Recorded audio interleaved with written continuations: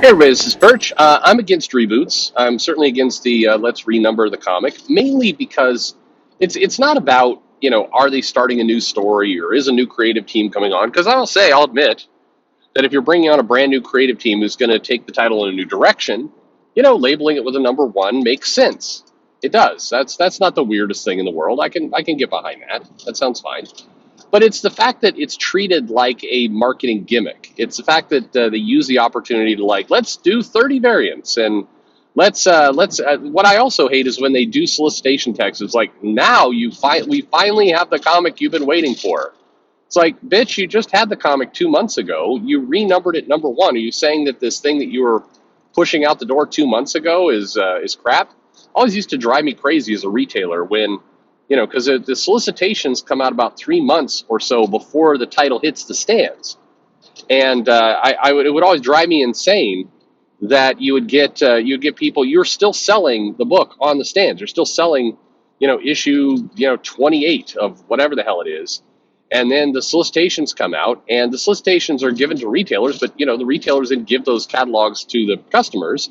And then there's a solicitation there going, finally, we're relaunching, we're putting some importance behind the character at this new brand number one comic. It's like, you asshole, you just sent me issue 28 I'm trying to sell. Don't tell people that, finally this title's not going to suck. What are you doing? I'll tell you, for anybody who has some influence, come on, Sean Murphy and Scott Snyder and, Jerry Duggan, I know several of you listen to this. Can you please put a word in? Like, I will, for free, write the solicitation text for your next month, March. I'll do it. Just me. And I won't even do it sarcastically. I'm not going to write in there here's some shit we're selling you. I won't do it that way. It will just be, I will pitch that comic like there's no tomorrow. Like, as if I'm a retailer who wants to sell it. How about I do? Somebody put that bug in people's ears. Free.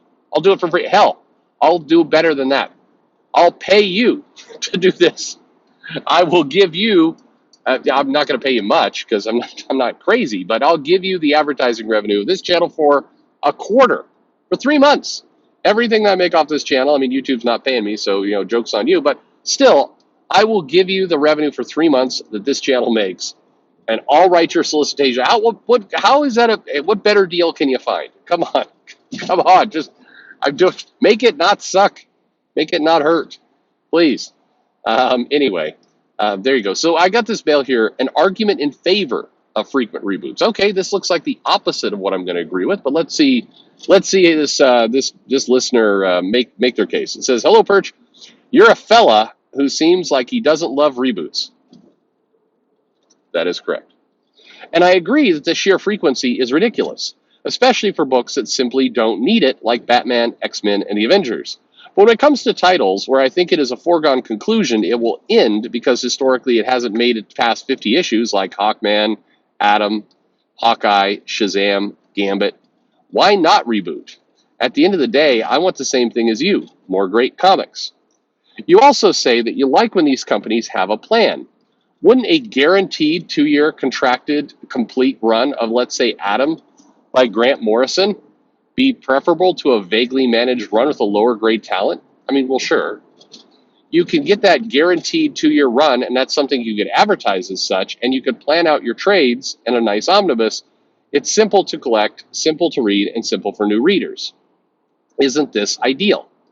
And then you could repackage to a straight 1 to 4 trade paperback volume. To reiterate, though, I don't think this should be a consideration for major titles. Action, Tech, X-Men, JLA, Batman, and so on, I think should remain big ongoing series. But for the books where you know from the get-go it won't make it to issue 50, and this almost never has made it to issue 50, is this so bad? To compare it to TV, a soap opera should be indefinite, but a season of True Detective should be a high-quality show with a clear season-based beginning, middle, and end. Curious to hear what you make of this. Okay, so I agree with this premise, but the key, I mean, you kind of said it yourself. You market it. You explain what the hell you're doing when you put out the comics. You don't. The problem with the reboot is the reboot. It's the publisher says, hey, here's this ongoing new comic, number one, jump in on. Then 28 issues later, it's fuck. Well, I guess we're gonna reboot it. I mean, yeah, why not? It's starting over. That's way different than coming out the gate and saying, hey, we, get ready for Grant Morrison on a 2-year run of this comic. At that point, it's like a limited series. It's a maxi series. They've had the 12-issue series, but I mean, they could very easily come out and say, we've got a 24-issue story that Grant Morrison is doing, and you could even use the season approach. This is season one of whatever, and then we're going to do season two. I think there is an answer there. The seasons work better for TV than it does for comics, and then you get into is this issue 67, season 2, issue 4? I mean, you get it. You can get that weird very quick, and you can get in your own way with it. But I think there's nothing wrong with coming out the gate and saying, hey, this is Hawkman, and this is a 24-issue Hawkman epic. So, buckle up. We've got some top talent, and you're getting this. And then I would, from the very beginning, say we're going to put this out in floppy, and then we're going to put out an omnibus with everything, and we're going to put out more trades, like you said. Like this is, you can read it in any of these ways. You got a couple different ways that this thing can be consumed. So, whatever you want, buy the floppy. In fact, I would even go further. I would start to get smart, and this would be a really, really good idea for comic publishers, is put out basically a code with the floppies and say, hey, when you buy every floppy, when you buy every single issue, you get the omnibus at half the price. Where you'll have a code, you could redeem that code that's in the floppy, and that way you could have your original copies. You could read it when it comes out, and then you get the hardcover. Another way to do it is you say, hey, buy this thing buy the omnibus now, like buy it right now, and then we will give you a code for, digital copies. So you can read the comic as it's coming out. You don't have to wait for it all to finish. You don't have to wait 2.5 years for it to all come out and then be printed in an omnibus. You can jump in right now. You can read it as it comes out in digital, and you pay a slight premium. So if the omnibus is like $50, you're gonna pay like $62. Do something where it's like it's $1 a comic for the digital, and then every digital copy. This is the clever little marketing trick. Every digital copy that you get, you get the ability to share it with 2 people for free.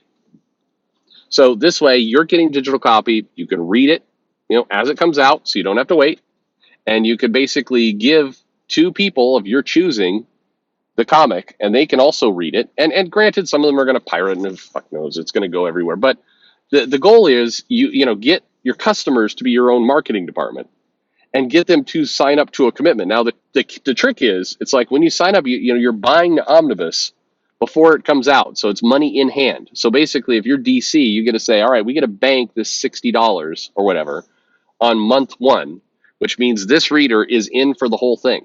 And this gives you a nice stable base of revenue right out the gate. So you know what you're going to make on this book, at least as a base. You know that for the entire series, you've got a guaranteed bought-in audience of, X number of dollars, and you can build from there to sponsor and push more of these.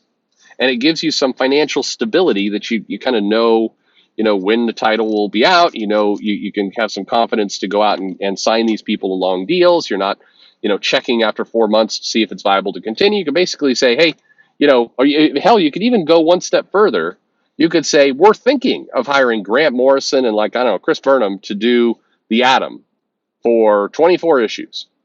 If you're interested in that, for the next 30 days, the cash register's open, buy the omnibus, and let's see. Oh, we got like 40 people signed up for this. Okay, well, maybe we don't move forward. Maybe even like Kickstarter or like Indiegogo, you do it like, hey, we have to get to at least 500 orders. We get to X number of orders, and we're going to go forward with this.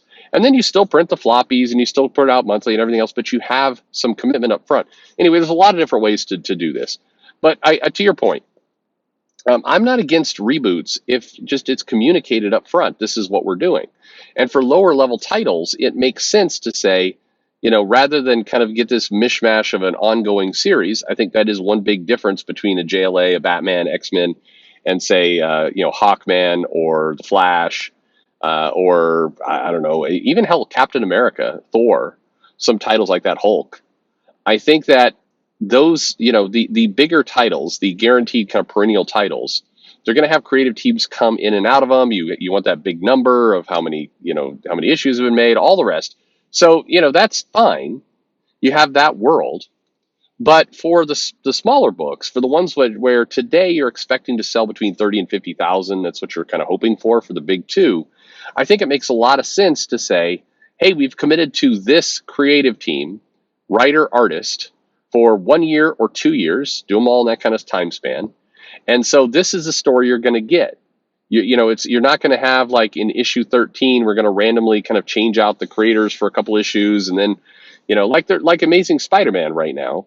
And that is a title you probably want to keep going forever and ever. But, it's like, hey, we're going to launch it with Zeb Wells and John Romita Jr., but hey, by issue 6, John Romita Jr. is going to have a guest artist come in to fill in for a couple issues, and Romita's back. And then I think we're in an era now where fans, collectors, etc., would just love to see a consistent, non-broken story for 12 to 24 issues with some of their characters. And this is, by the way, the best way to get your Punishers and your Daredevils and your Hawkmans and characters like that to be bigger, is give a consistent creative team a longer run.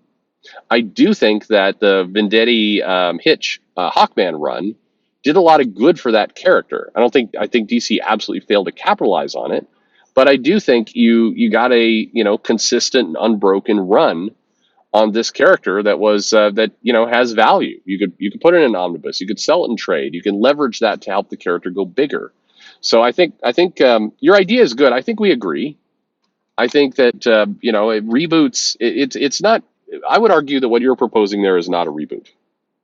It's just a distribution. It's a shipping plan. Anyway, what do you think? Let me know in the comments below. Like and subscribe, of course, and thanks for listening.